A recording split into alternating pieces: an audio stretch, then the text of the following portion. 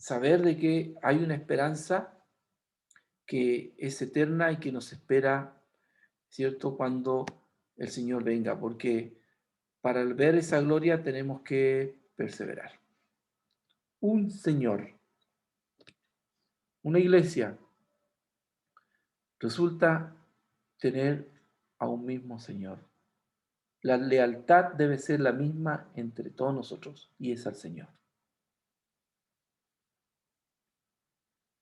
Las iglesias hoy están mirando más al líder de turno, al hombre o a la mujer, según corresponda, y no estamos todos, porque aquí el líder también se rige bajo el Señor.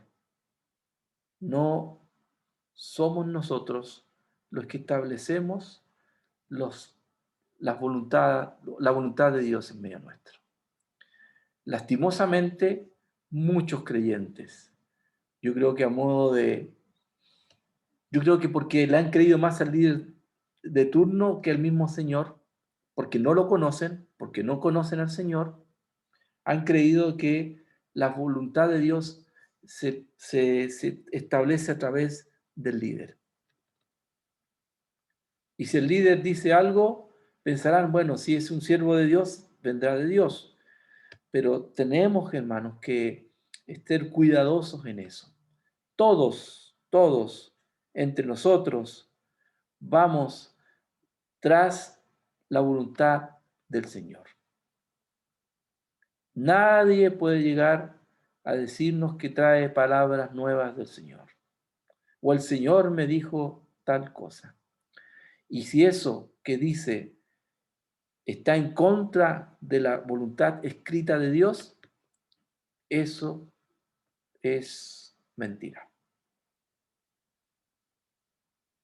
No podemos, hermanos, guiarnos por los antojos de algunos líderes que tuercen la palabra para lograr objetivos egoístas que quieren mover a una iglesia en función de intereses personales o que nos hagan o nos generen en nosotros intereses más terrenales que espirituales.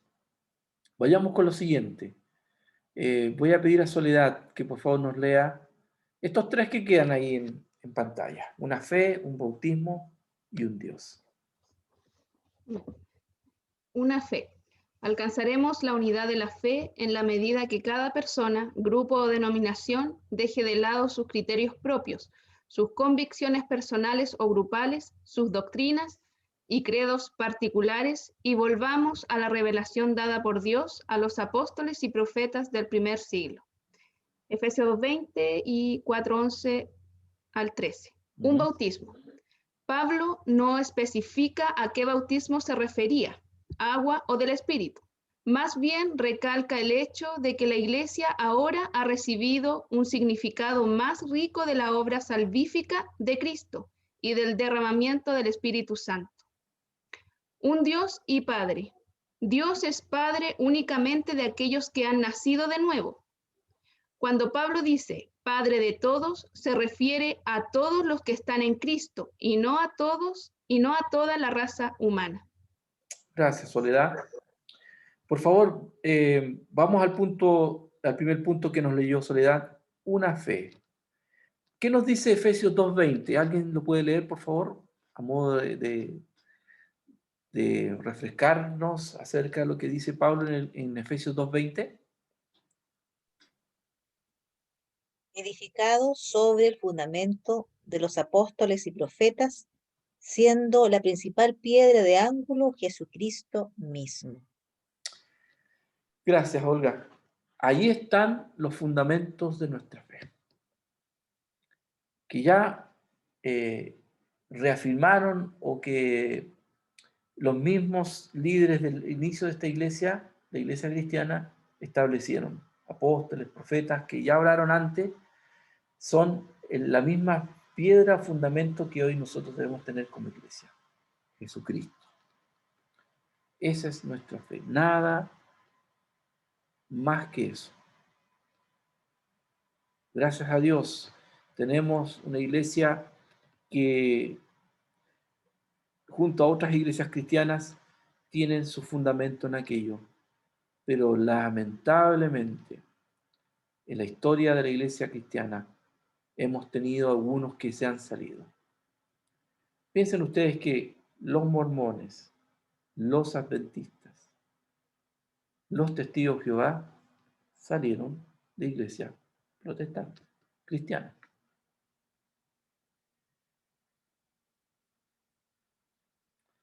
Hay el peligro permanente, o puede estar presente, de que podamos alejarnos si es que nosotros no estamos permanentemente recordando quién es Cristo, qué hizo Cristo por nosotros. Eso debe ser un ejercicio que la iglesia debe hacer periódicamente, ¿no?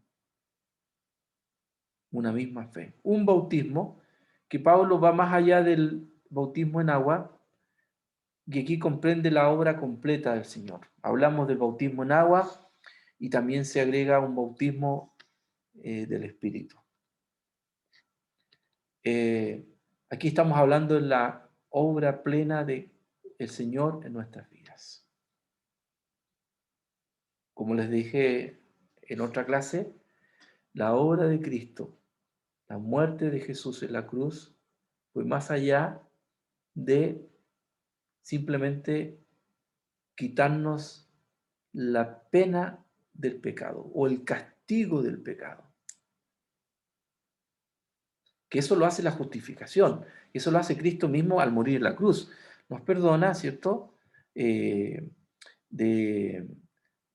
de, la, de la pena misma o del castigo que merecíamos. Pero eso no es todo. La segunda obra de gracia, la santificación, es ¿qué obra produce con respecto al pecado? Va contra el poder del pecado.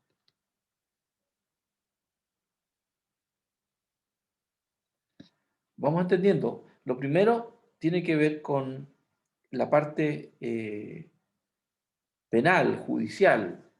Nos quita la culpa del pecado. Nos quita el castigo del pecado. Pero lo que hace el Espíritu Santo en nuestra santificación es ir contra el poder del pecado. Es decir, que a través de la obra de Cristo podemos ser perfectamente obedientes a la voluntad de Dios. Lo que hace la glorificación, porque ahí vemos de otra experiencia que vamos a tener sobre el pecado, es que va a quitar totalmente la presencia del pecado. Porque fíjense ustedes, un corazón santificado, un cristiano que ha sido santificado, ¿puede pecar?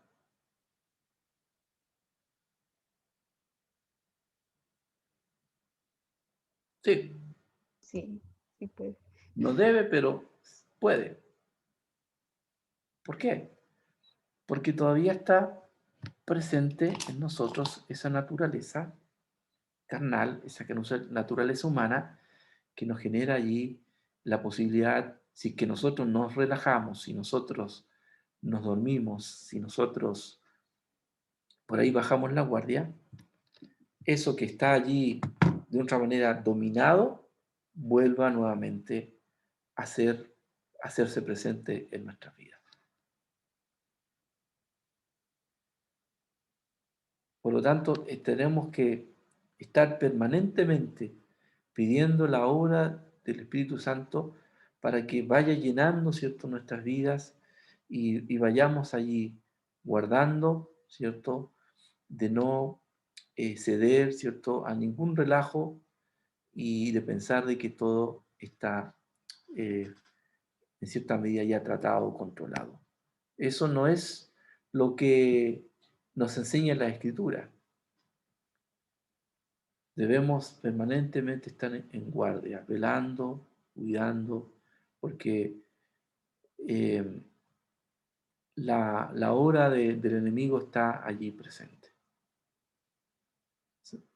Antes de ser santificados, la lucha era interna, el conflicto del yo. Cuando somos santificados, dejamos que el yo salga de nuestro trono interno y dejamos ahí al Señor que opere. Por lo tanto, las pruebas de un santificado vienen de afuera y no de adentro. El enemigo va a estar allí permanentemente poniendo cosas. Pero un cristiano carnal, como se dice, ¿no?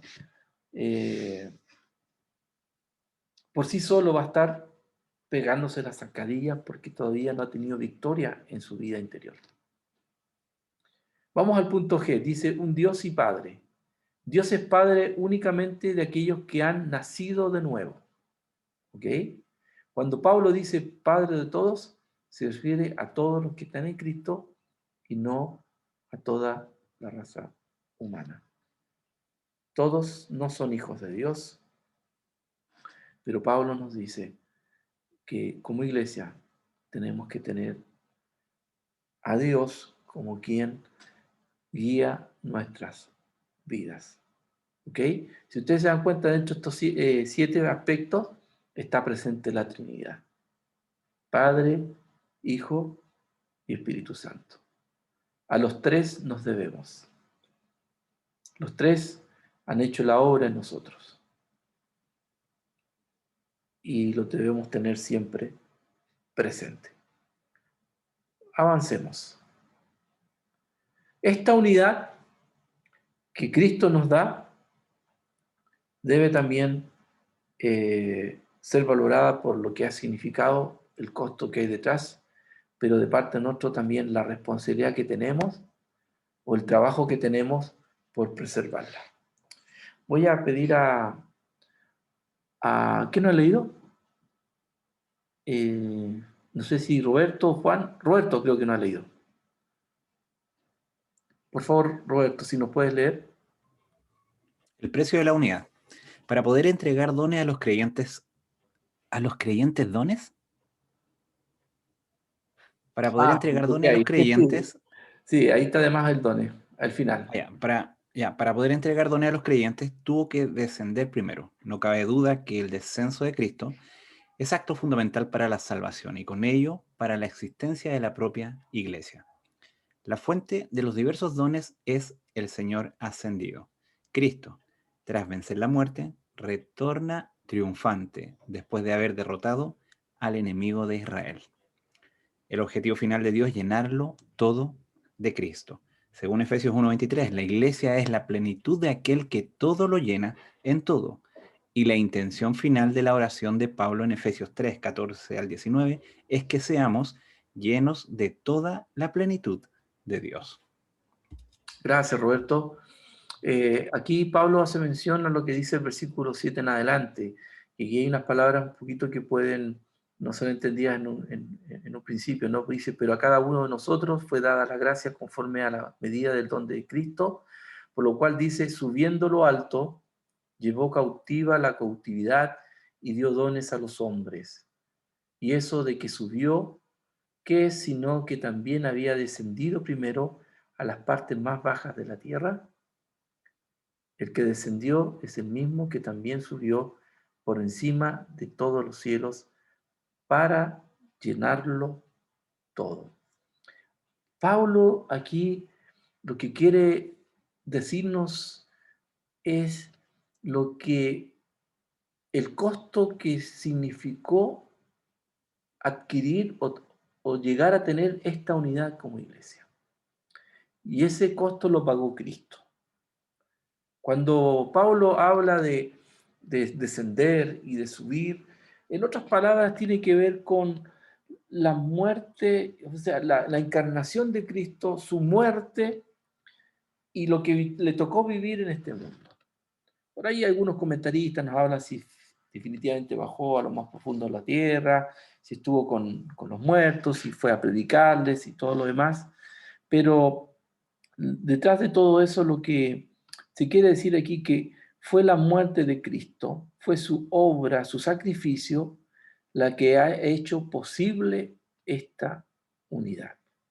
Y nosotros hemos sido beneficiados a través de la presencia del Espíritu de Dios en medio nuestro.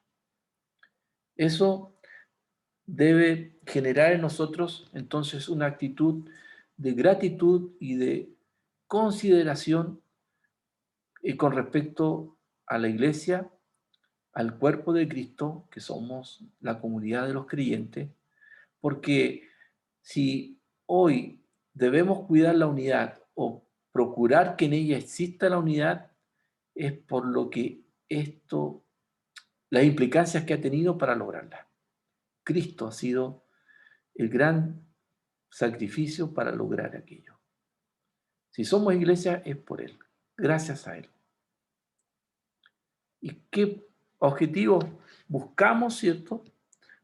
Detrás de esa presencia y esa unidad del Espíritu de Dios. Por un lado, ¿qué es lo que se espera de una iglesia? Un crecimiento cualitativo, y aquí no podemos desconocer que la iglesia ha venido a alcanzar a otros para Cristo. Entonces, hay un aspecto importante que es su crecimiento numérico, que más personas procedan al arrepentimiento, pero también lo que espera el Señor es que nosotros crezcamos en unidad. ¿Y de qué medida medimos nuestra unidad? Es siendo entre nosotros la imagen de Cristo reflejada en nuestras vidas. Hoy la gran característica que debe tener la iglesia no son sus templos, que si son lindos, si son llamativos. Lo que hoy debe resaltar de la iglesia de Cristo de este tiempo son sus hijos, la comunidad de personas que allí se reúnen. Esa es nuestra gran carta de presentación y es nuestro mayor atractivo en estos tiempos, mis queridos hermanos. No dependamos de los recursos externos para generar una atmósfera espiritual. Quien genera esa atmósfera es la presencia de Dios. Quien hace que sea posible vivir esa unidad es el Señor. Pero debemos, a la luz de esto que hemos leído, que Cristo es quien pagó el precio, que lo que debemos nosotros es cuidar de esta unidad con humildad, con mansedumbre, con paciencia. ¿Con quién?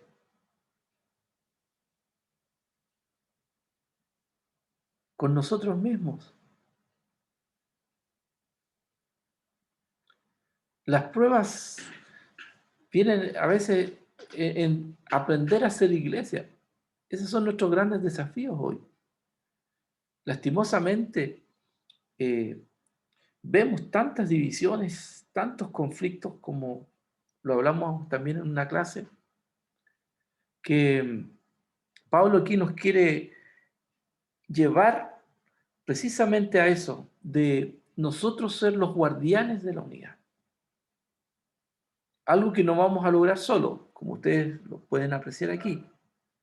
Solo la presencia de Cristo, solo la presencia del Señor en nuestra comunidad hace posible esto. Ahora, ¿de qué manera? Generando una transformación en nuestras vidas. Generando el carácter de Cristo en nosotros. Porque para poder amar como amó Cristo, debo tener la mente de Cristo. Debo tener la presencia del Espíritu como Cristo lo tuvo también. Cristo es nuestro referente. Y por favor no nos equivoquemos pensando que, Cristo le fue bien, cumplió con todo porque Él era Dios. Pero es un error pensar eso. Cristo cuando se hizo humano, se hizo como nosotros. Por lo tanto, tenía las mismas necesidades que nosotros teníamos. Tenía las mismas sensaciones que nosotros teníamos. Por eso que Satanás se atrevió a tentarlo. Si no, ¿para qué? ¿Para qué hubiera gastado saliva Satanás tratando de embaucarlo con la palabra, tratando de decirle, mira, la palabra de Dios dice esto y lo otro, generando dudas, apelando a su orgullo? Si lo hizo Satanás porque había la posibilidad de que Jesús cayera. ¿Pero quién lo hizo fuerte? El Espíritu Santo. Recuerden ustedes que Cristo no fue al desierto porque le gustan ver las dunas y le gusta el trekking, ¿no? Fue llevado al desierto. ¿Por quién? Por el Espíritu Santo. Es decir, que Cristo era guiado, era dirigido, y él se tuvo que someter a la dirección del Espíritu Santo. Cristo andaba en esa actitud. Él dependía del Espíritu Santo. Entonces, eso mismo debe pasar por nosotros. Estamos, hermanos, dependientes de lo que haga el Espíritu Santo en nuestras vidas, y eso va a plasmarse en nuestra iglesia. La iglesia la conforman un número de creyentes, de personas que estamos allí. Y que si todos tenemos un mismo Señor, una misma fe, un mismo Padre, un mismo Espíritu, etcétera, etcétera, tenemos mayor garantía de que esa comunidad va a estar fortalecida. No sé si hay algún comentario, hermanos, hasta ahora.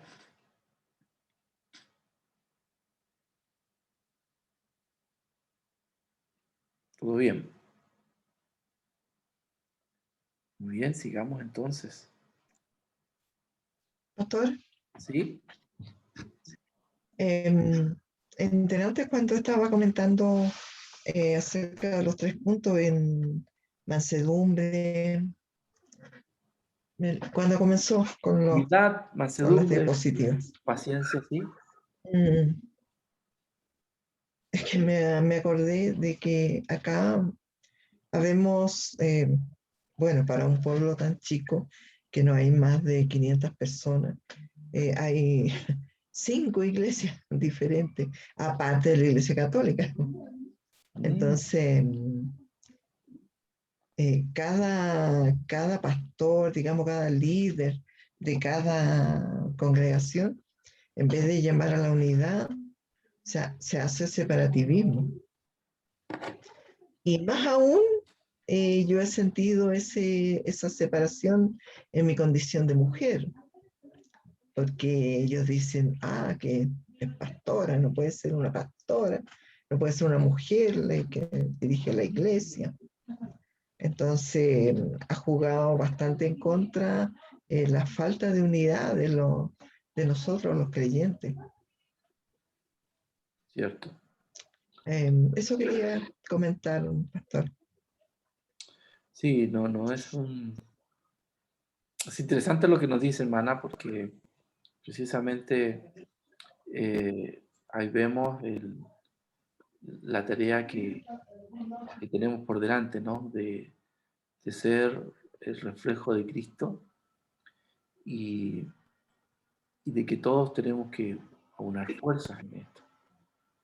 Eh, Claro, Estamos allí para hacer la voluntad de Dios, estamos para hacer reflejo. Creo que hoy lo que menos nos ayuda para nuestra misión, estar dispersos, separados. Ahora yo no quiero decir con esto de que ahora júntese toda la iglesia y hagan actividades, ¿no? Pero cuando estamos en un mismo espíritu, un mismo sentir, eso conlleva respeto, conlleva amor, conlleva solidaridad inclusive entre nosotros. Pero cuando vemos esas odiosas comparaciones o de querer imponerse sobre el otro, estamos claramente rompiendo con esta característica que es la unidad.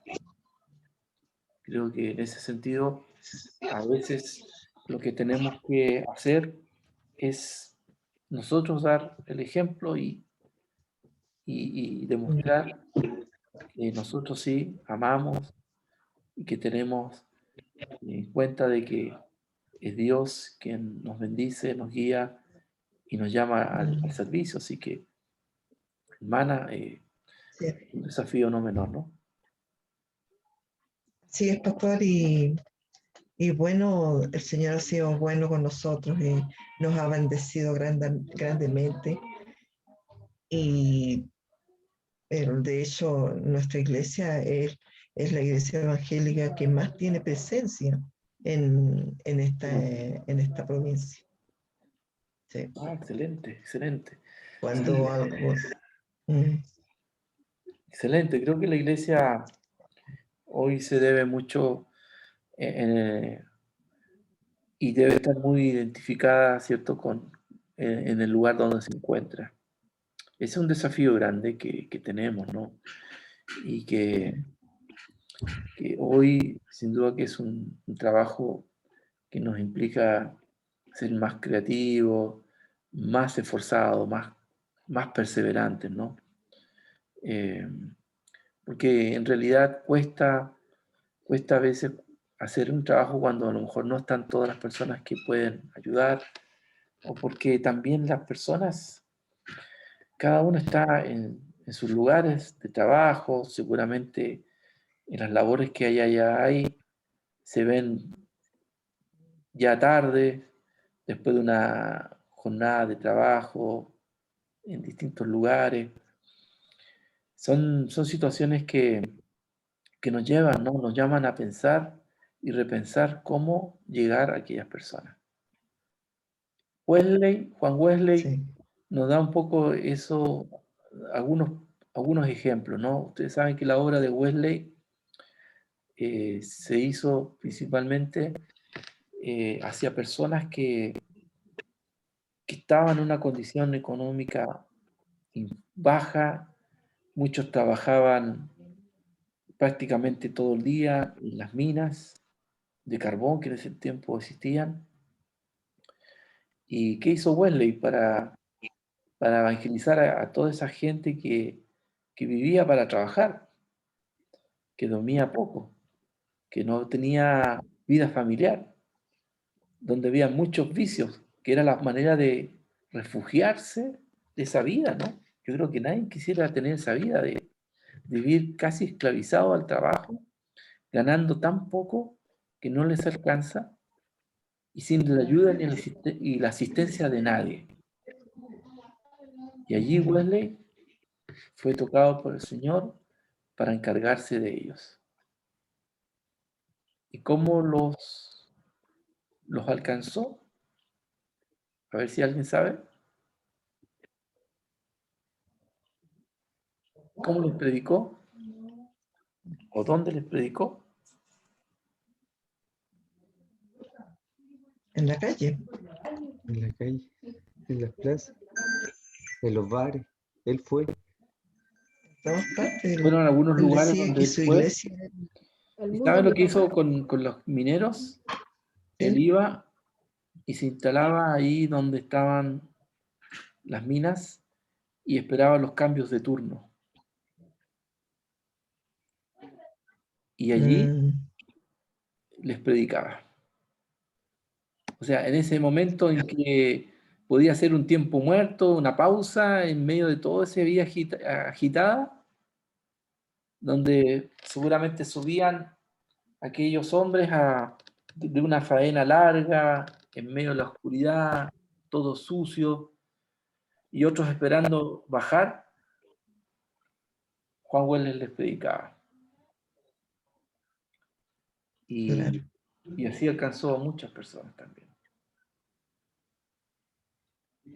La necesidad está. Bueno, nosotros aquí, ¿Sí, pastora? nosotros, no, quería, nosotros acá, bueno, yo con decirle que tengo hasta en el WhatsApp a la alcaldesa, al gobernador, son ellos autoridades, pero casi todos los lunes yo le envío un mensaje con un texto bíblico y ellos tienen conciencia, ¿no?, de la Iglesia Nazarena. Cuando las autoridades se presentan, no van a la única iglesia evangélica que van, aparte de la iglesia, bueno, van a la iglesia católica, pero también vienen a la iglesia nazarena y se presentan a la comunidad nazarena. Ah, genial, genial, qué lindo, qué lindo. Oye, me voy a ir a acostar. Usarla también. Ya mañana me acuesto contigo. Siempre eso es una buena instancia para poder llegar también a muchas personas. Hoy día, ¿por qué no mañana me acuesto conmigo? Compartiendo Mejor la porque palabra mañana otra etapa. de Dios. Sí, sí, voy a dormir acá. Vamos a seguir con la lectura y por favor si puede leernos Juan lo que aparece aquí en este Power. Los medios para fortalecer la unidad. Pablo enumeró los oficios de la iglesia en este versículo. Él dijo que Dios dotó a algunos para cada una de estas posiciones. Los apóstoles eran por lo general considerados como plantadores de iglesias y misioneros. Los profetas, por lo regular, eran considerados como dotados para la exhortación, la confrontación y para desafiar los puntos de vista convencionales. La mayoría de los cristianos posiblemente consideraron el don profético como una continuación del ministerio con el mismo nombre en el Antiguo Testamento.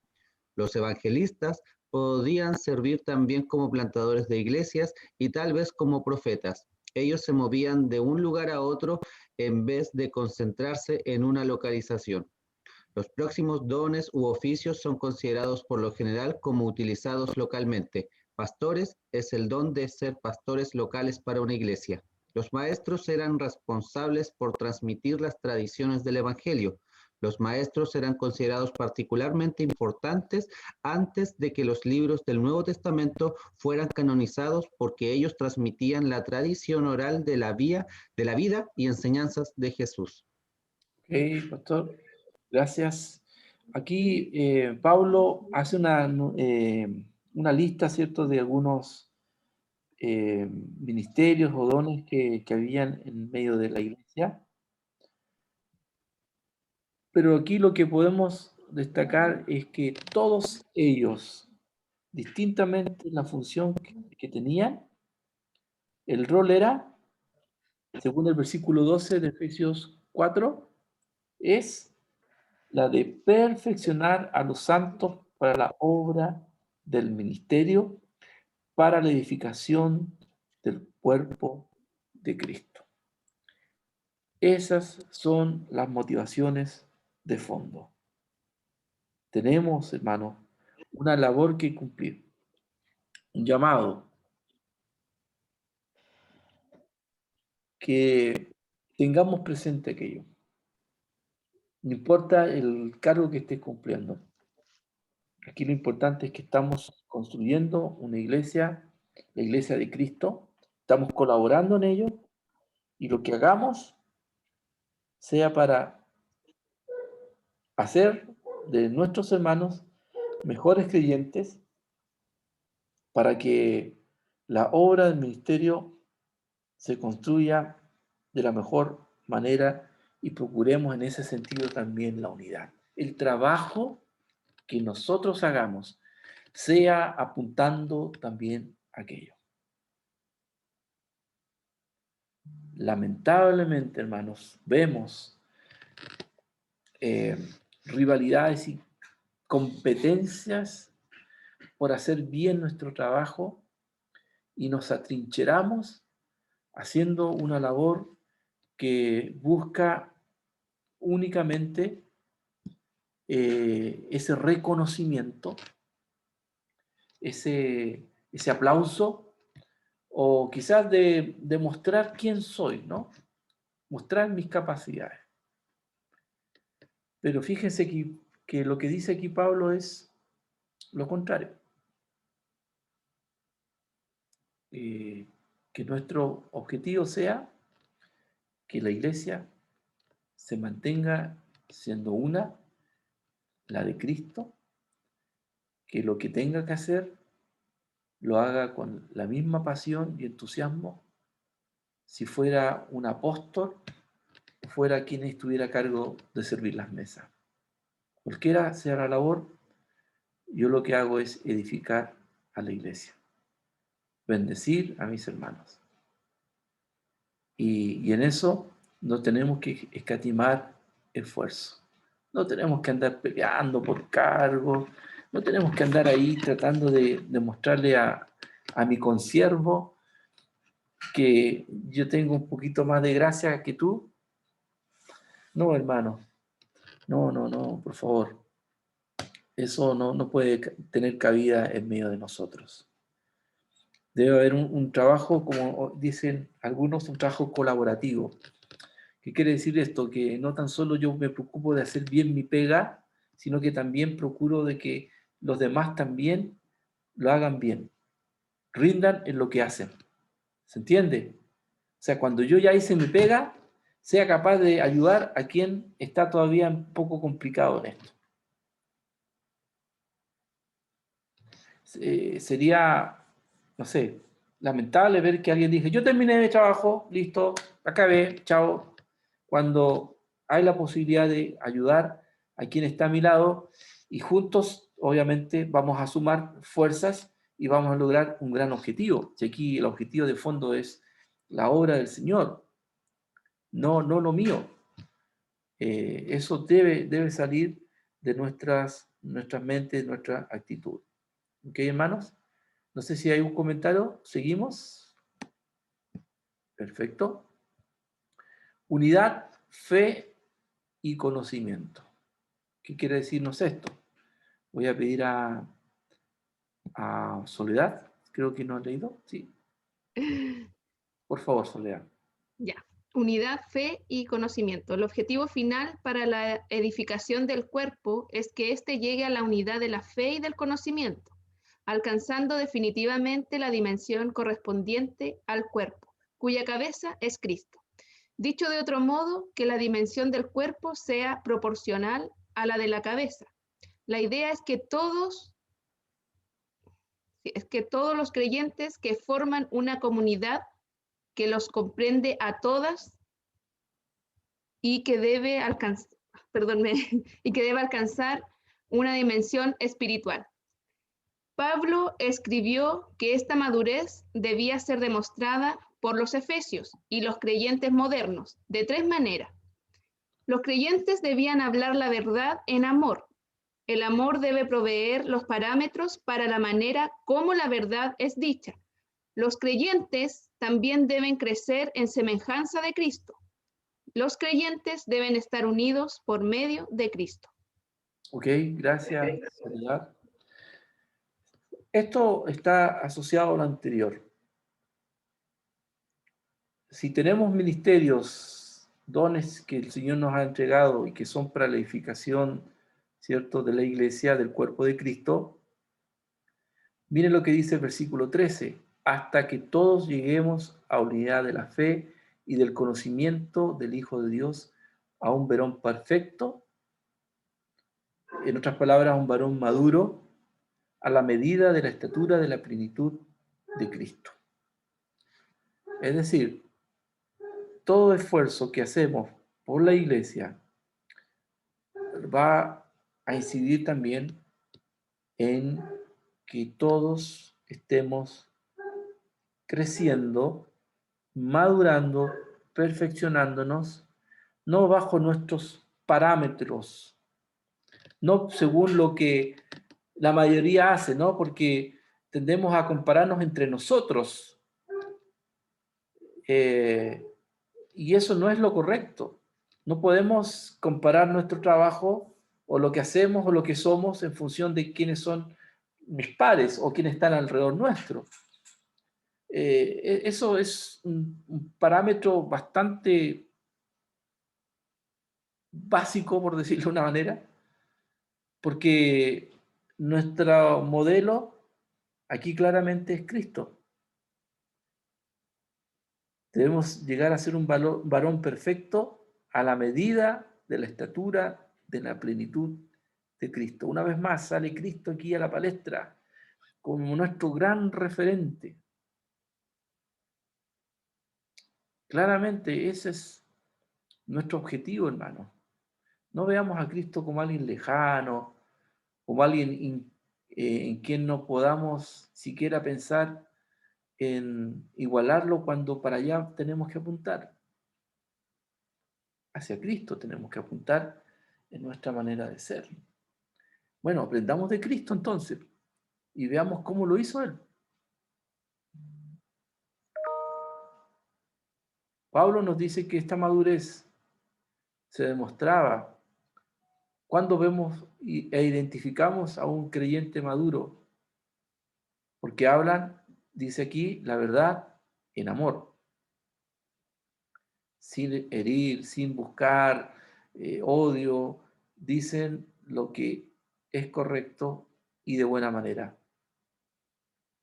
Los creyentes también maduros crecen a la semejanza de Cristo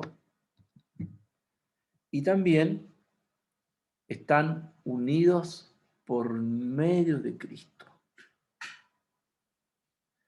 No generemos unidades artificiales. No tratemos de ser unos porque a todos nos gustan los himnos. Entonces vamos a ser la iglesia de los que cantan himnos. O tratemos de ser la iglesia con ciertas características que prácticamente le hacen una iglesia con cierto, no sé, cualidades, distintivos. Esa unidad o buscar esa uniformidad, porque creo que es más que eso, ¿no? Más que unidad, de sentirnos identificados por afinidad de edad, o por clase social, o por gustos, no sé. No va por ahí la unidad, claramente. No podemos segmentar la iglesia. Y parece quizás lo que estoy diciendo un poco algo que va en contra de lo que son los principios de algunos que hablan de crecimiento, ¿no? De que búscate una iglesia con una cierta definición, o sea, una cierta identidad y enfócate en ello. Pero creo que con lo que estamos conociendo aquí de Pablo en Efesios, por ahí no va el camino, ¿no? Es más, Pablo donde dice, ustedes están los judíos y están los gentiles. ¿Por qué no hicieron dos iglesias entonces? Evitémonos problemas, hubiéramos dicho, bueno, los judíos con los judíos, los gentiles con los gentiles, y todos vivimos felices. No, Pablo dijo, estén juntos, sean una iglesia. Eso ya rompe con toda nuestra intención, ¿cierto?, de buscar siempre las cosas que nos acomodan y que nos generan cierta tranquilidad. Ser iglesia, la verdad que no siempre es un trabajo fácil y que requiere la ayuda de Dios. Por lo tanto, aquí lo que nos está diciendo Pablo toca duro y nos desafía realmente a pensar qué cosas van a sostener nuestra iglesia. No son, por decirlo así, las cosas externas, son el espíritu y la actitud la que nos une, porque a veces vamos a tener diferencias claras, obviamente. Algunos son del Colo, otros son de la U. Por lo tanto, no vamos a poder todos ser iguales. pero nos une, obviamente, algo mayor. Algo. Hubo un gesto ahí con el pastor Juan.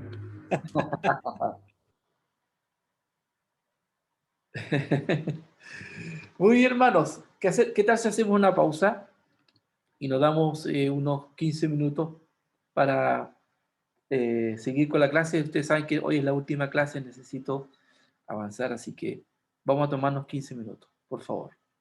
¿Ya? Ok. Pausa.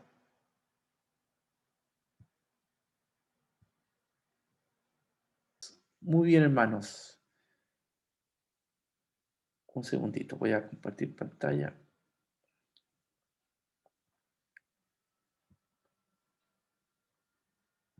Ok. El compromiso con la nueva vida en Cristo. Estamos todavía en el capítulo 4, versículos 17 en adelante. Bueno, por cuestiones de tiempo vamos a omitir quizás la lectura de esta, pero lo que vemos aquí es Pablo encargándonos acerca de cómo debemos llevar nuestra vida como hijos de Dios. Aquí Pablo siempre hace un contraste, ¿no? Aquí se compara mucho con los capítulos anteriores, cuando hacía mención acerca de quiénes eran los gentiles y que llevaban una vida lejos de Dios. Aquí Pablo nuevamente hace ese contraste entre el viejo y el nuevo hombre, según lo que nos muestran los versículos 23 y 24, que son como el tema central de este bloque de versículos. ¿Ya? Apunta a lo práctico, a cómo debemos llevar nuestra vida. Y el modo de vida sin Cristo, ¿qué implicaba? Por un lado, andar en la vanidad de nuestras mentes. O sea, vivíamos bajo nuestros propios códigos o ideas preestablecidas. Vivíamos con la mentalidad de este mundo, de esta sociedad, que estaba, por decirlo de una manera, lejos de los principios de Dios. Teníamos también nuestra comprensión acerca de Dios nubladas, tapadas. No teníamos esa claridad acerca de, y ni buscábamos de Dios, en otras palabras. Y estábamos ajenos por consecuencia, marginados, producto de esa lejanía de Dios. Esa era la condición de aquella persona, ¿cierto?, que estaba sin Cristo. La causa, su ignorancia, porque quien va a considerar o va a pensar en Dios y lo que Él nos dice, va a surgir del conocimiento de Dios. Y ahí donde hay una tarea de parte de la iglesia. ¿Y cuál es nuestra mayor tarea? La de anunciar, de proclamar.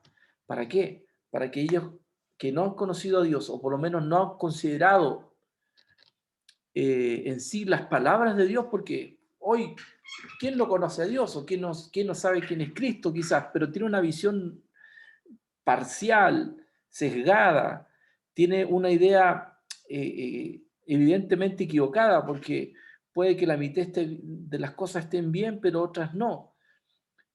Por lo tanto, es necesario que todos conozcan el Evangelio de Cristo, vuelvan nuevamente a entender quién es Cristo. Y esa es la tarea de nosotros, la iglesia, de cada uno de los que formamos parte de ella. Porque ellos que están lejos de Cristo, en una vida sin Cristo, necesitan la luz de Cristo, porque están en tinieblas. Y la luz, que somos nosotros, va a llevar a ellos claridad sobre esta verdad. Porque si ellos todavía permanecen en tinieblas, en una instancia es porque viven sumidos en su ignorancia. no han conocido el Evangelio. Fíjense ustedes que eso nos hace pensar de que la responsabilidad que recae en nosotros de anunciar el Evangelio es bastante clave en todo esto. Si hoy muchas personas todavía no llegan al conocimiento de Cristo es porque la iglesia no ha hablado, no ha proclamado la verdad. Esa es nuestra tarea.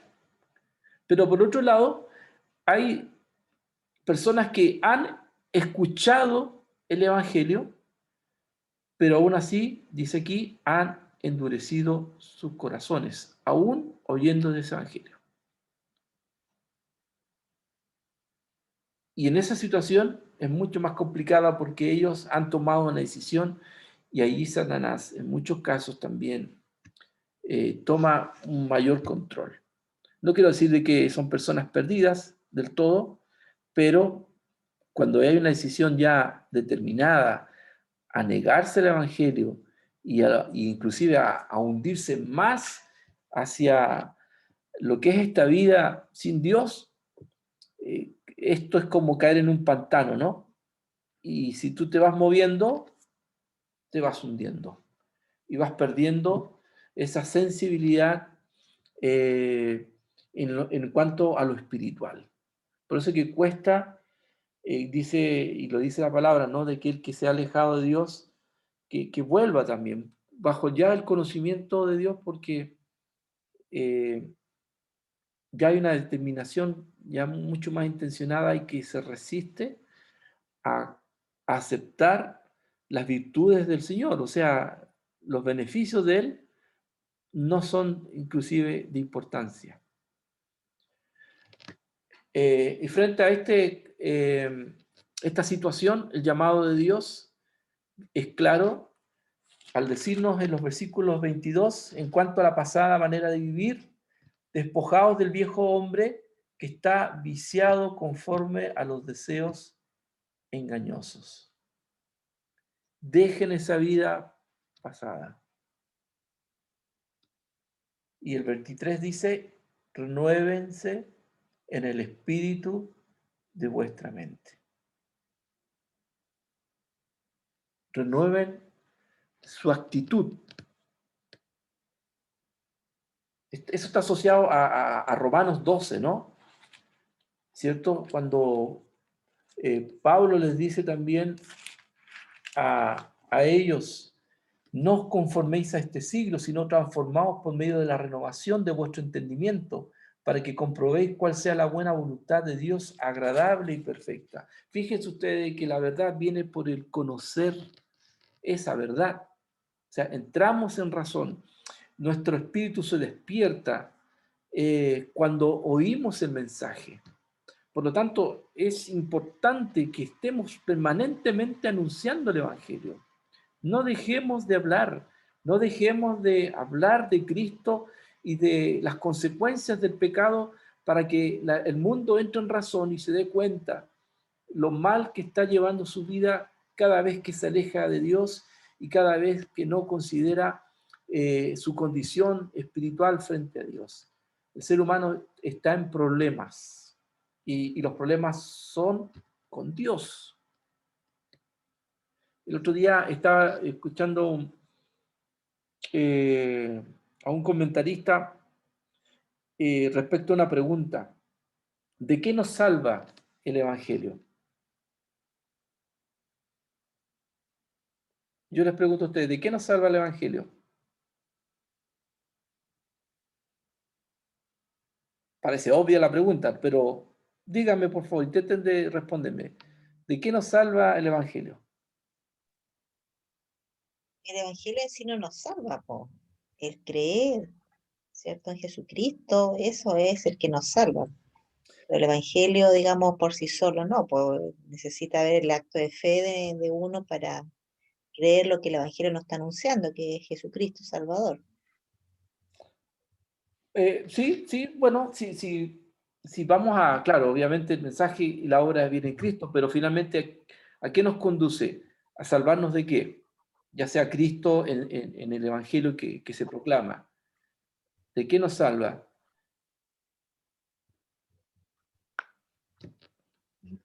Bueno, nos salva de ir al infierno, pues se supone que cuando uno cree en Jesús nos vamos a ir con Dios y ese es el cielo, Ajá, ¿no? sí. Salva ¿Del del pecado? infierno.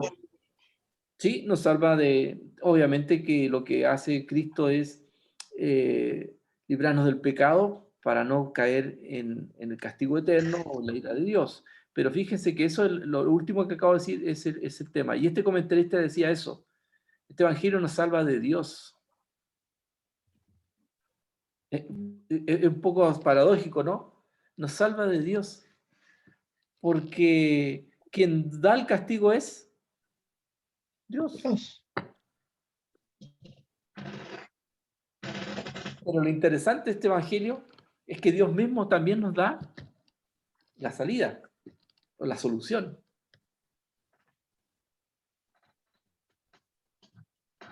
El mundo no se ha dado cuenta que el problema lo tiene con Dios. Y a veces hemos hecho una figura o que hemos creado una figura de Dios, la de un abuelito bonachón que a todos nos quiere y que nos recibe con sus brazos de amor y que nos hace, nos peñizca el cachete y nos da un dulce y nos sienta en su falda. No, ese no es Dios. Cuando estamos en conflicto con Dios, no podemos pensar que Dios va a vernos de esa manera. Y en muchos casos, el evangelio que predicamos es prácticamente que estamos bien como estamos, pero sigamos recibiendo más cosas de Dios. O sea, como que si buscamos a Dios es por otros intereses, pero no para enfrentar el problema de fondo. Estamos predicando un evangelio y estamos diciendo a la gente, ¿sabes? Dios quiere bendecir tu vida. Dios quiere hacer de ti un mejor hombre y quiere darte los, los deseos de tu corazón, ¿no? Y los llenamos de promesas, bendiciones. Si yo te digo, Dios te quiere bendecir y te quiere dar más de lo que tú tienes, yo me hago cristiano al tiro, porque si hay alguien que me quiere ayudar en lo que yo deseo y mis anhelos, bienvenido Dios. Po. Eso es como un marketing o un evangelio de la prosperidad. Exactamente, eso es lo que vemos habitualmente, ¿no? Un Dios que está, un Dios proveedor, pero no un Dios salvador. No nos damos cuenta que nos hemos metido en un gran problema porque hemos ofendido a Dios, al dador de la vida, al creador. Por eso que la figura de hablar de Padre, de Dios Padre, nos ayuda a tener esa comprensión un poquito más acabada de qué es lo que pasa cuando un hijo se porta mal con su padre. Hay un castigo detrás, ¿no? Una reprimenda. Porque el padre es la autoridad. El padre es quien manda en el hogar. Y en cambio nosotros con Dios lo vemos, no lo vemos de esa manera. No lo vemos con esa figura de autoridad, de ser Él el Padre, de ser Él juez. Y hemos presentado un Dios que lo bajamos de ese lugar y le quitamos esa cualidad de Dios. De que sí, bien es cierto, Dios es amor, pero Dios es santo y Dios es justo. Y no podemos jugar con Dios y no podemos postergarlo y no podemos pensar de que Él está ahí como rogándonos, ya, por arrepiéntanse, no sean malos, díganme que sí. No, aquí la cosa es clara, o sea, Dios nos da la oportunidad, pero va a llegar el tiempo en que eso se va a acabar o nosotros nos apagamos y morimos sin habernos reconciliado con Dios, o Dios viene en su momento y nosotros si no estamos reconciliados con Dios, viene entonces una consecuencia, porque todos vamos a compadecer ante Dios. Todos. Entonces estamos hablando de una figura legal, de una situación que debemos resolver. Pablo apela a eso, ¿no? Despojémonos. Ustedes que ya han conocido de Dios, no se queden con eso, porque esto no acaba acá con decir que son hijos de Dios. Tenemos que dejar de lado los malos hábitos, las malas costumbres, las mañas, todo eso que no corresponde a un cristiano. Y por eso que el ejemplo, la ilustración de despojarnos, ¿cierto? De esas vestiduras viejas, sucias, trapos, para adquirir una nueva. Cuando esa ropa que estamos usando y que es sucia y que lleva mucho tiempo, es necesario para poner otra nueva, hay que sacarse. No podemos pretender usar la misma ropa vieja, sucia, hedionda, sobre una nueva, recién comprada, de tienda. No calza esto, eso no luce bien. Hay que despojarse, no hay que guardar nada, porque aún eso pequeño daña. Daña. Por eso que nos habla la palabra de Dios nos habla de santidad, de despojarnos, de desprendernos de todo aquello. No podemos tener ahí algo guardadito, no sé, como un amuleto guardado entre medio de nuestra vestidura. Eso no sirve, porque inmediatamente estropea todo esto, ¿no? Me acuerdo de un ejemplo, una ilustración que encontré muy interesante acerca de la santidad. Y era que había un vaso de agua, ¿cierto? Un vaso de agua que se veía cristalina, fresca y todo lo demás, y que ahí estaba para beber. Pero aparece en la imagen una mano con un gotero y tira una gota a ese vaso. Y esa gota había sido tomada de la taza del baño y puesta esa gota en ese vaso. ¿Tú te tomarías esa agua? Pues sí, una gotita. Los detalles importan también. Y debemos tomar en cuenta lo que Pablo nos dice acá. Despojémonos, ¿cierto?, de todo aquello viejo que ya está viciado, no sirve. Y renovémonos en nuestro espíritu y en nuestra mente. Como dice aquí, esa es la manera de despojarnos de ese viejo hombre. Y de adquirir la mente de Cristo, los pensamientos de Cristo. Y eso es un permanente buscar de Dios, hermanos, todos los días, todo el tiempo, de evaluarnos, no con ese temor que podríamos pensar, oye, ustedes están siempre pensando ahí, evaluando, entonces como que vivimos en pavor, con miedo. No es así. Es porque amamos tanto a Dios que queremos agradarle y no queremos tener en nuestras ropas una mancha que estropea esa camisa blanca que no hemos puesto. Y es más, como dice Pablo en Romanos 6:11, miren la actitud que debemos tener. Considerarnos muertos al pecado.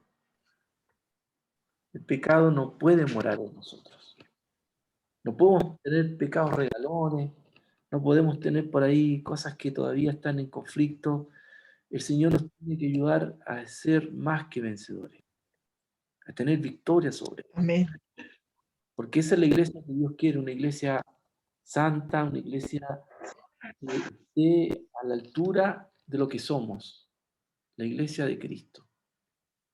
No podemos, tenemos que sacar de nuestro lenguaje esa idea de que somos pecadores que todavía estamos en esa condición. No. Cristo murió por nuestra santificación. Hebreos 13:12. Y aquí mismo dice, considerados muertos al pecado. No podemos jugar a él. Tenemos que declararlo, ¿cierto?, muerto en nuestras vidas. Los versículos 25 al 32, vemos aquí en ese mismo espíritu, ¿cierto? En ese mismo desarrollo de la idea de Pablo, dándonos aspectos ya concretos. Desechen toda mentira, hablad la verdad, ¿cierto? Y aquí menciono en este PowerPoint, resumidamente, ¿cierto? Algunos aspectos, como por ejemplo la ira, debe quitarse de nosotros. No podemos estar allí, no podemos ser iracundos, teniendo vidas, ¿cierto? Donde todo nos molesta, nos exaltamos por todo. Debemos, en ese sentido, cuidarnos mucho. También dice el siguiente punto, el hurto, ¿no? O el del robar, el de no ganarnos las cosas legítimamente, sino que obtengámonos con las cosas a través del trabajo. No seamos perezosos. Debemos trabajar por nuestra vida, por nuestra salvación. En el buen sentido, ¿no? No es que no estemos ganando la salvación por mérito, no. Sino que trabajemos para que eso que hemos recibido por gracia se preserve inalterable, esté allí como un obsequio que yo cuido y lo tengo ahí en el mejor lugar de mi casa. Y que le limpio de polvo y lo trato de ubicar en el mejor lugar para que no se caiga y se rompa, que está siempre a la vista de todos, como para yo, en cierta medida, cachiporrearme y decir, miren, miren lo que tengo, miren lo que me regalaron, ¿no? Y yo me siento orgulloso de ese obsequio. Eso es lo que debemos nosotros trabajar con nuestra vida, con nuestra salvación. Tener cuidado, como dice aquí también, de ese lenguaje dañino y muchas veces inútil. Y estamos hablando ahí claramente del mal lenguaje. Pablo aquí nos dice, no seamos personas mal habladas, ¿no? Que hoy es tan común entre medio de nosotros y el otro lenguaje que usamos para dañar, para ofender, para descalificar. Aquí Pablo nos habla de ser moderado, de cuidar lo que decimos, de pensar de lo que decimos. ¿Cuántas veces nos hemos generado conflictos por decir e insultar? Bueno, obviamente, pero a veces también de dar comentarios que están de más, ¿no? Que no son el momento para decirlo.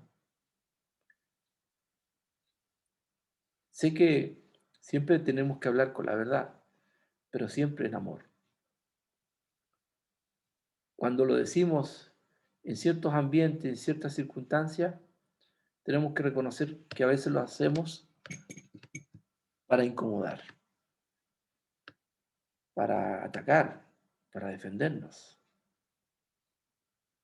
Pero eso no está en el mejor de los espíritus. Vayamos al capítulo 5. Pablo aquí hace la figura de que debemos andar como hijos de luz. Versículo 1 dice, sed pues imitadores de Dios como hijos amados y andad en amor, como también Cristo nos amó y se entregó a sí mismo por nosotros, ofrenda y sacrificio a Dios en olor fragante. Cristo es el mejor testimonio de amor que nosotros podemos rescatar. Una vez más, es el ejemplo que nos da Pablo para seguir. Y sigue a continuación, porque ni la fornicación, ni la inmundicia, la avaricia debe estar en medio de nosotros.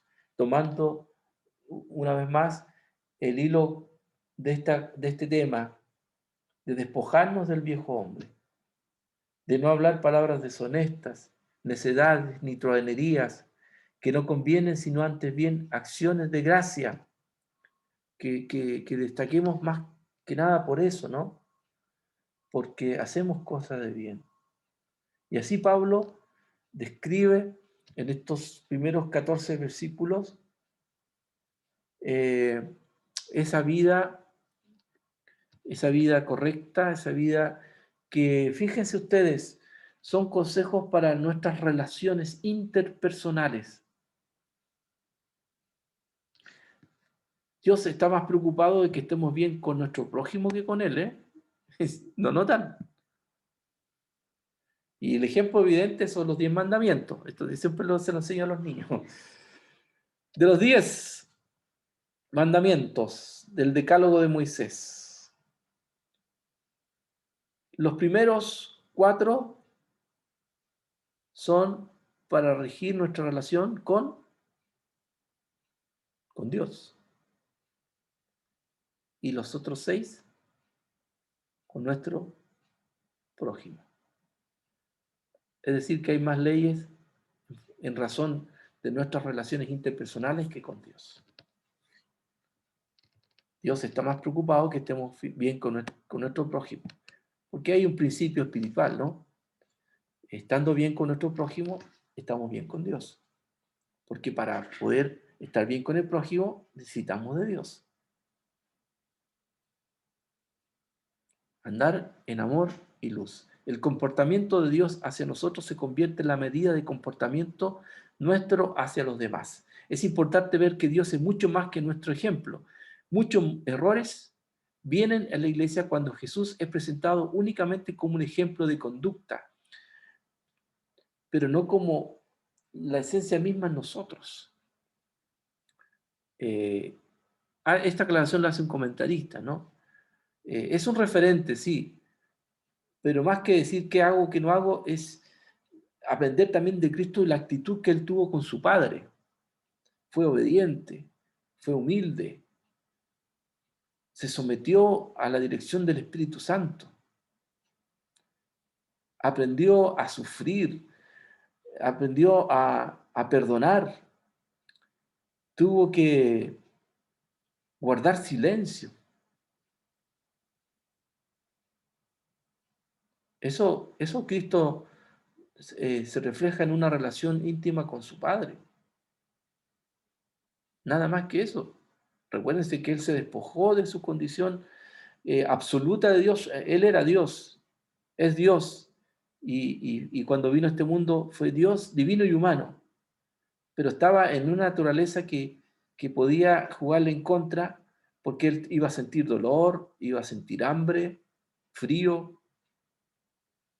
A Él iban a doler los insultos. Pero en Cristo estamos aprendiendo entonces a cuál debe ser nuestra actitud. Una vida en sabiduría es lo que debemos llevar por delante. Versículo 15 dice, mirad pues con diligencia cómo andéis, no como necios, sino como sabios, aprovechando bien el tiempo, porque los días son malos. Por tanto, no seáis insensatos, sino entendidos de cuál sea la voluntad del Señor. Si en algo debemos tomarle tiempo, es a entender cuál es la voluntad de Dios, porque los tiempos son cortos. ¿Qué hacemos en nuestro tiempo? Tenemos que redimir el tiempo, tenemos que santificar el tiempo. Debemos darle a Dios lo que corresponde. Hablando entre vosotros con salmos, himnos y cánticos espirituales, cantando y alabando al Señor en vuestros corazones, dando siempre gracias por todo al Dios y Padre en el nombre de nuestro Señor Jesucristo. Andar sabiamente es poner diligencia en nuestra conducta. Esa palabra diligencia significa precisión, esmero. Miren qué interesante.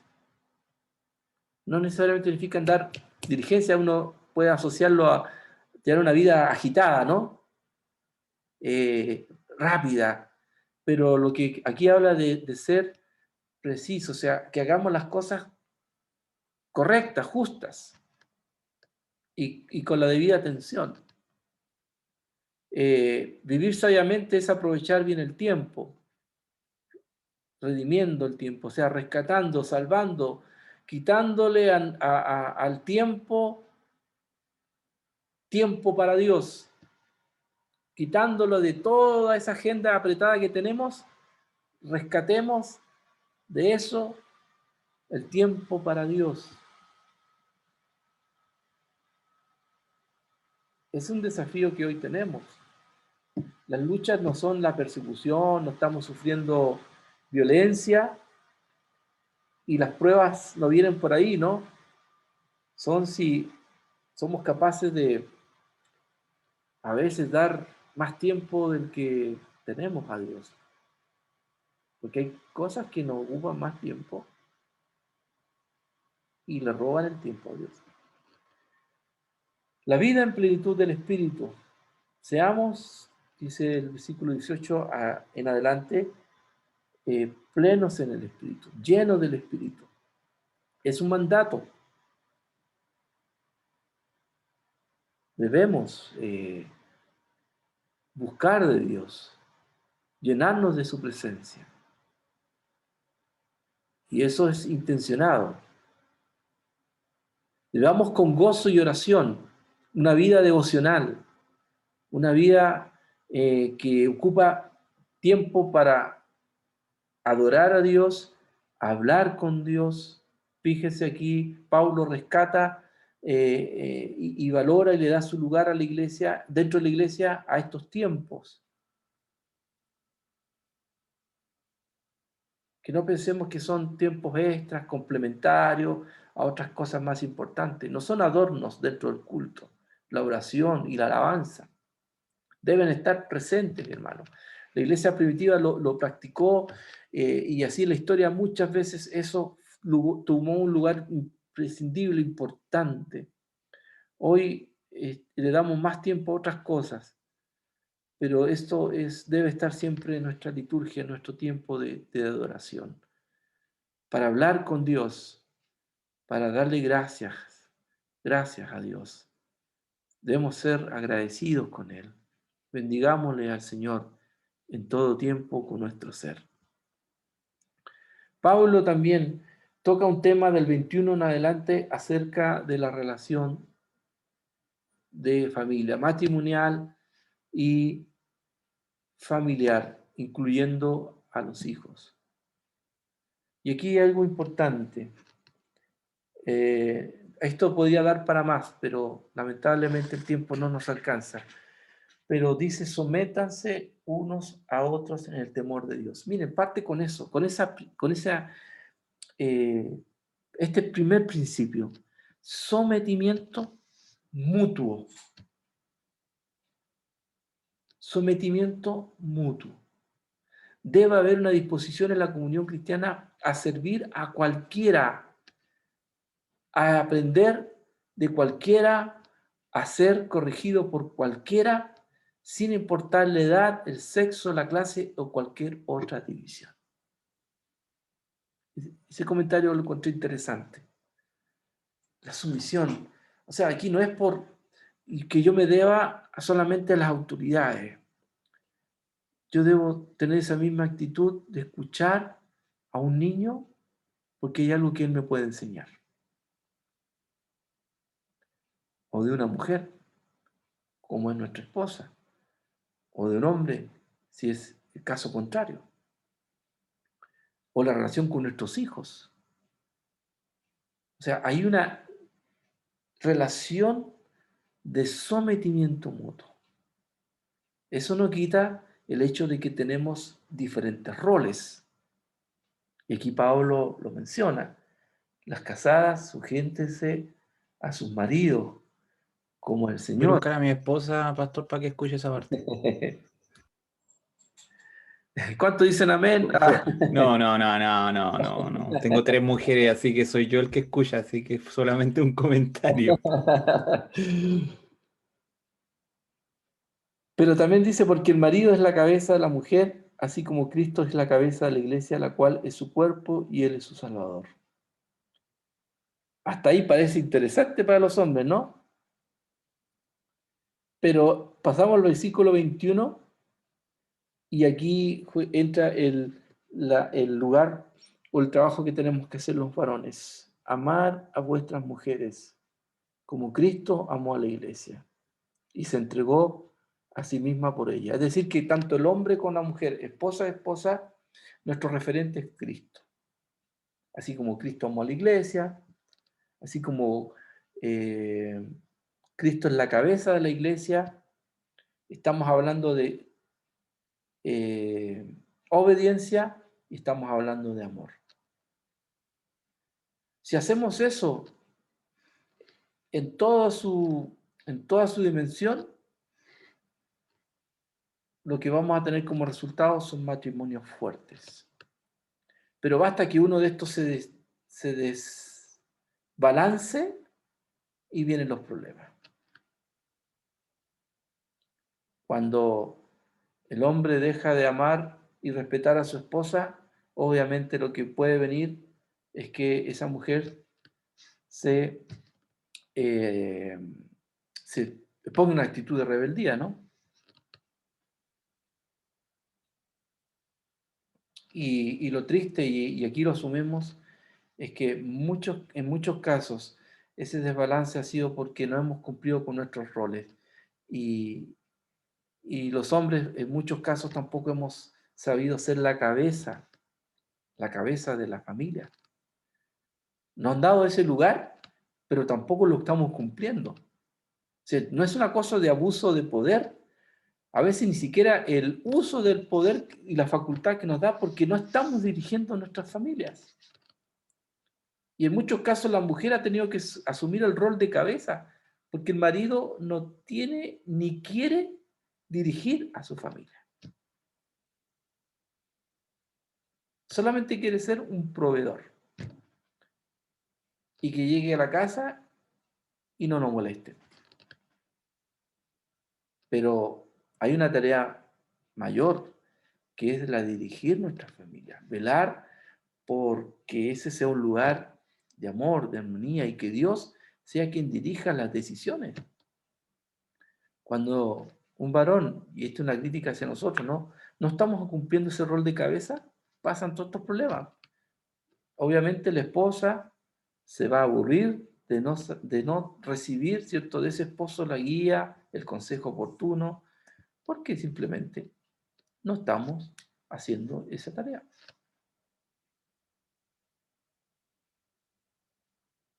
Y la mujer ha tenido que ser esposa y esposo en muchos casos, porque el hombre no ha respondido bien. ¿En dónde está entonces la clave? En que definitivamente entendamos nuestro rol está bajo esa figura que es Cristo. Y que lo que hagamos, así también con nuestros hijos, signifique una acción que no los lleve a que ellos se enojen. Por un lado, la palabra de Dios nos dice, hijos, obedecer a vuestros padres porque esto es justo. Dice en los versículos 6, o sea, el capítulo 6, versículo 1, y también dice, honra a tu padre y a tu madre, que es un mandamiento con promesa, ¿cierto? De esa manera te va a ir bien, pero por otro lado, los padres no debemos provocar la ira en nuestros hijos.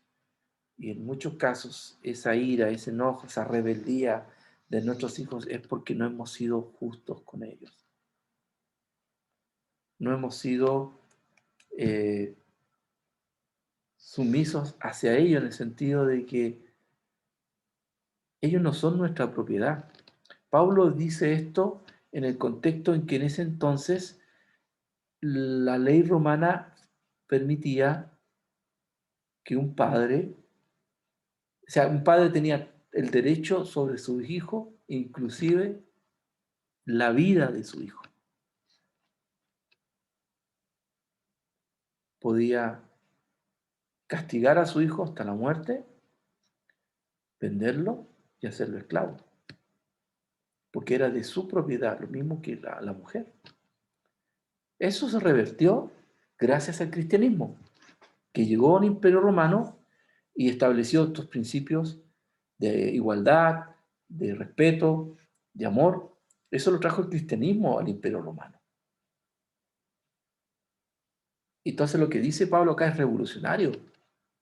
Imagínense ustedes que digan, amen a su esposa y un gentil diga, pero perdón, si ella es de mi propiedad, lo mismo que mis hijos, tú no puedes ir contra mis intereses, contra mis bienes,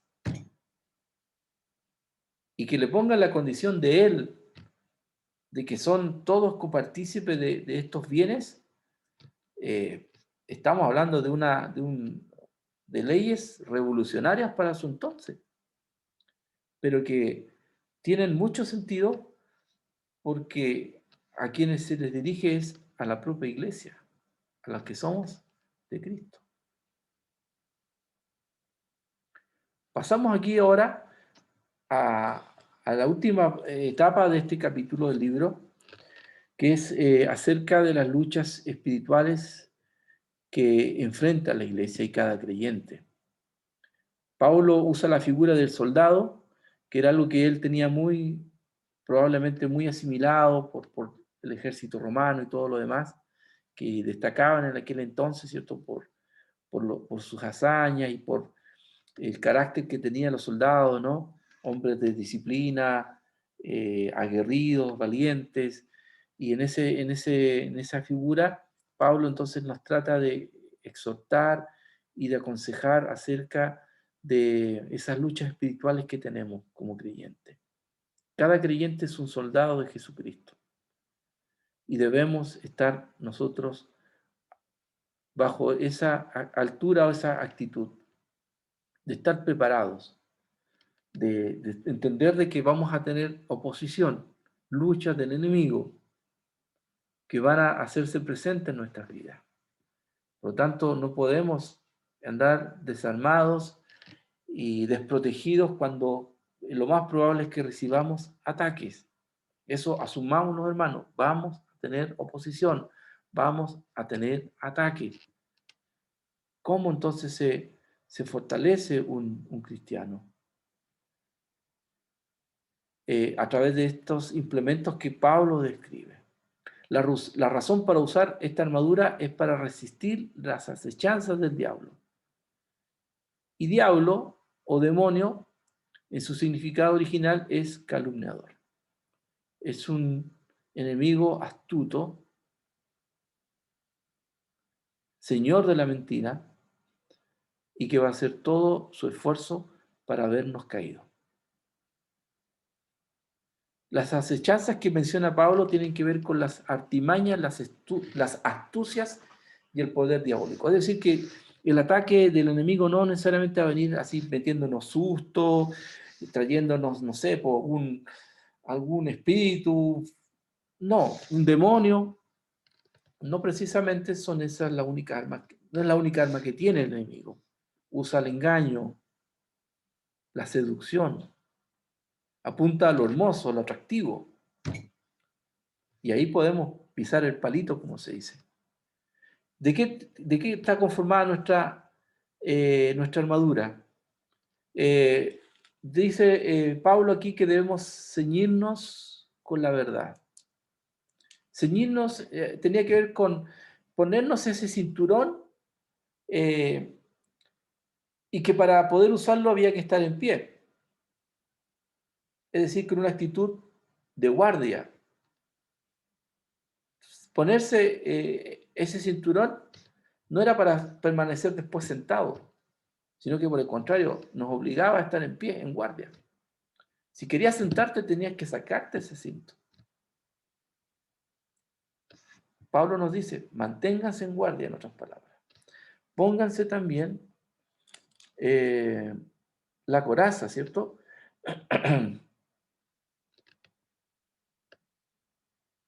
Perdón.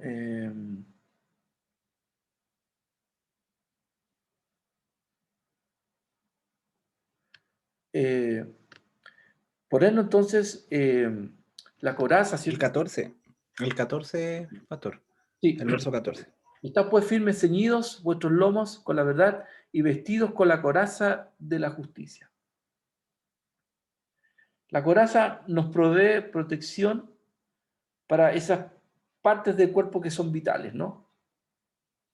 Pulmones, corazón. La coraza de la justicia nos protege de aquello. no podemos pelear sin ella. No podemos, no vamos a resistir la flecha, ¿cierto? Si no estamos cubiertos con esa justicia que no viene de nosotros, sino que de Dios. Cuando tomamos justicia por nuestras manos, tendemos a empeorar las cosas. Tenemos que tener en cuenta aquello. La justicia es de Dios, no nuestra. Tenemos que estar vestidos, nuestros pies calzados con el apresto del Evangelio. Ese apresto del Evangelio, ese calzado que nos permite tener facilidad para movernos, para ser flexibles. No vamos a ir a la guerra con zapatos que no son adecuados para el combate. Lo que debemos calzar es algo que nos permita movernos con facilidad y que nos permita tener adherencia en el terreno, en el campo de batalla. De esa manera estamos mejor preparados para avanzar, porque nuestra tarea es avanzar con el mensaje del Evangelio y no tenemos que calzar adecuadamente. Si vamos a correr, no vamos a usar zapatos de charol, ni las damas de taco, porque no vamos a avanzar nada, ¿no? Tenemos que tomarnos del escudo de la fe para protegernos de los dardos, que obviamente apuntan a dañarnos, pero cuenta el comentarista que los dardos que se lanzaban en el combate, en algunos casos eran flechas encendidas, eran para generar temor a los enemigos. Era para generar un ambiente de miedo, con tal de que el soldado se desconcentrara, producto del temor, al ver algo tan imponente, ¿no? Como ver, por ejemplo, los cielos llenos de flechas de fuego pasando por nuestras cabezas, generan un ambiente de preocupación, ¿no? Muchas veces el enemigo ataca por el miedo, generando esas condiciones, y nos detienen, nos congelan, nos confunden, y no sabemos cómo actuar. Tenemos que también vestirnos con el yelmo de la salvación, que es aquello que nos cubre la cabeza, ¿ya? Que tiene que ver con esa protección que nos cuida de las ideas y de aquellos pensamientos que pueden afectar nuestro accionar y que nos provoquen desánimo, falta de fe. Tenemos que eso mantenerlo siempre en nuestra cabeza, con el yelmo de esa convicción de que somos el Señor y que Él es nuestro Dios. Nos van a tentar a ver a Dios como alguien que no es capaz de cuidarnos, pero Dios está allí. Y lo último, la espada, ¿cierto? Que es la palabra, ¿cierto? De Dios, y que nos da la posibilidad de contraatacar contra todas aquellas ideas equivocadas, ataques hacia nuestra fe. Jesús lo usó en la tentación y salió victorioso. Salió airoso de todos aquellos ataques que apuntan a nuestras ideas, a nuestra fe, a nuestros fundamentos. Fíjense ustedes, ahí está el enemigo atacando nuestra mente. Es la forma preferible de Satanás. Por eso que también la palabra de Dios nos advierte de aquellos que vendrán con mentiras, falsos profetas, porque por ahí viene el ataque, por las ideas erradas, las herejías. No descuidemos el conocer la palabra de Dios, porque ella nos da mucho más protección a nuestra cabeza. Son las armas que Pablo nos presenta y que nos lleva entonces a reconsiderar que nuestra vida va a ser protegida en la medida que tomemos en cuenta esta armadura que nos da el Señor y que debemos usarla completamente. No podemos desligarnos de alguna de ellas. Tenemos que usarla completamente o si no va a ser poco efectivo esa protección. Y creo que lo entendemos claramente, ¿no? No sacamos nada con ir a la batalla si no tenemos espada y menos un escudo. Estamos más propensos a ser vencidos. Esta armadura la da el Señor y no es optativa. A veces nos gusta andar ligero. Ah, no, el casco me molesta, me lo saco. Lo importante es avanzar, pero ¿qué tan hemos quedado indefensos haciendo eso, ¿no? Hermanos, hemos llegado al final del libro de Efesios y obviamente este curso no va a abordar a profundidad todos estos temas, pero creo que nos permitió tener una visión un poco más amplia acerca de este libro. Si han tomado conciencia de lo que nos dice, merece una relectura este libro. Háganlo sin duda, sobre todo para aquellos que tenemos una responsabilidad ministerial. Tomar en cuenta lo que Pablo dice aquí va a renovar nuestra visión de la iglesia y de qué cosas debemos cuidar. La iglesia no es nuestra, es del Señor.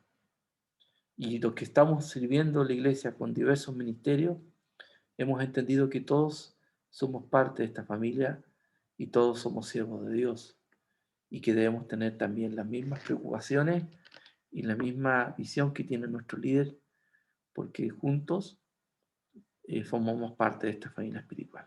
Aquí no hay distinción de género, de raza, nada nos separa. El Señor, a través de su muerte, nos hace uno. Hermanos, ¿qué puedo decirles? Más que recordarles que de este sábado al otro tendríamos el examen final. Yo les voy a mandar el PowerPoint y el examen lo tendrían que ustedes rendir a través de Classroom. Pero también sería el plazo para que ustedes me manden su video con la predicación de un tema extraído de esta carta. ¿Ok? Los minutos que tienen que utilizar son 10, los voy a después a colocar ahí, 10 minutos, y su sermón escrito, su estudio, su exégesis, me lo mandan por Classroom. Yo voy a habilitar también ahí un espacio para que ustedes a través de eso suban el sermón escrito. Y el sermón, hay dos opciones, me lo mandan por WeTransfer, que creo que es lo más apropiado. El otro sería subirlo a YouTube, su YouTube, si es que tienen cuenta, y me mandan el link, pero creo que el WeTransfer es lo más apropiado. ¿Puede ser al TikTok? Al TikTok. No lo conozco muy bien, pero no sé si aguanta 10 minutos. No sé. Pero ahí quedaría, estaría bien, ¿eh? Ahí aprovechamos de compartir el mensaje de Dios, así que no estaría mal. Hermanos, no sé si hay algo que decir de parte de ustedes. Sí, pastor, agradecer por este tiempo, por conocer hermanos nuevos, por escuchar a la pastora Orieta, a la hermana Olga, que estuvo a punto de renunciar, como nos comentó, pero llegó al final. Entendemos que todos trabajamos y unos tenemos más carga laboral que otras, pero es incalculable el valor de estudiar, de